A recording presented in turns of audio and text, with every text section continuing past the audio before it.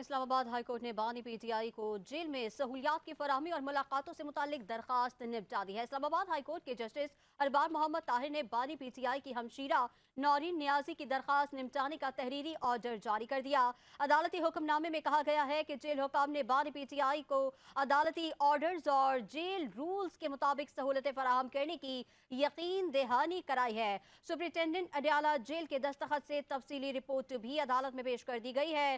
تحریری آرڈر میں کہا گیا ہے کہ جیل حکام کی رپورٹ کے مطابق جیل میں بانی پی ٹی آئی اور دیگر قیدیوں کی جیل ملاقاتوں سے پابندی ہٹا لی گئی ہے۔ محکمہ داخلہ پنجاب نے دہشت گرد حملوں کے خدشے کے پیش نظر جیل میں ملاقاتوں پر پابندی عائد کی تھی۔ عدالت نے کہا کہ جیل حکام کے مطابق پٹیشنز کی جیل میں بانی پی ٹی آئی سے ملاقات کرا دی گئی ہے۔ جیل حکام نے بتایا کہ بانی پی ٹی آئی نے عدالتی آرڈر کی روشنی میں کوارڈینیٹر بھی مقرر کر رکھا ہے۔ عدالتی حکم میں لکھا گیا ہے کہ بانی پی ٹی آئی سے ملاقات کے خواہش مند افراد مقرر کردہ کوارڈینیٹر سے رابطہ کر سکتے ہیں۔